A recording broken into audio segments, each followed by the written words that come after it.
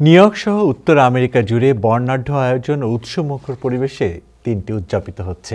প্রতিবছর নভেম্বর মাসের চতুর্থ বৃহস্পতিবার দিবসটি উদযাপন করা হয়। দিনটি ঘিরে আমেরিকানদের ঘরে ঘরে চলছে নানা আয়োজন। বিশেষ করে টার্কি ভোজের আয়োজন চলছে বাসাবাড়িতে আর রেস্টুরেন্টে। আয়োজন হচ্ছে নানা পার্টির। এদিকে প্রেসিডেন্ট ডোনাল্ড ট্রাম্প থ্যাঙ্কসগিভিং অনুষ্ঠানের প্রথা অনুসারে গবল ও ওয়ার্ডল নামের দুটি টার্কিকে আনুষ্ঠানিকভাবে ক্ষমা করে দিয়েছেন।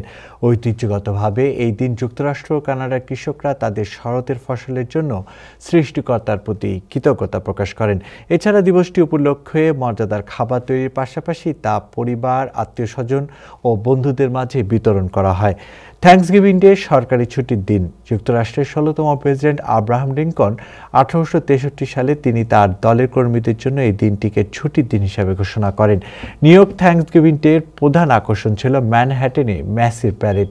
এদিকে থ্যাঙ্কসগিভিং ডে উপলক্ষে বুধবার সন্ধ্যায় নিউইয়র্ক সিটির উডসাইডের কুইন্স প্যালেসে অনুষ্ঠিত হয় ফ্যামিলি ডিনার নাইট। এতে প্রবাসী বাংলাদেশিরা সপরিবার সহ অংশগ্রহণ করেন।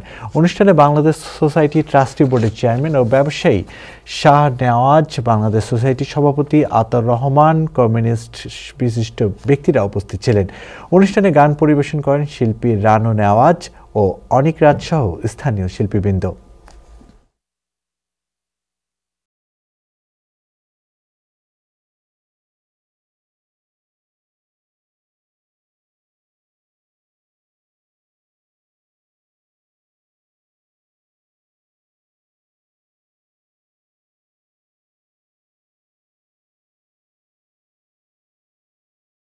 ভালো লাগছে, আমাদের বাঙালিরাও এখন থ্যাঙ্কসগিভিং সেলিব্রেট করে।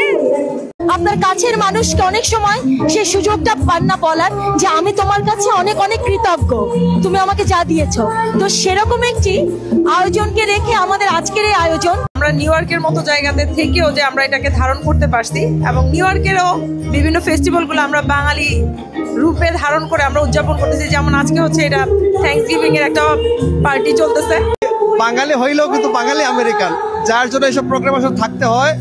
আমাদের বাঙালি কালচারের পাশাপাশি কিন্তু আমাদের এই সমস্ত কালচার রাখতে হয়।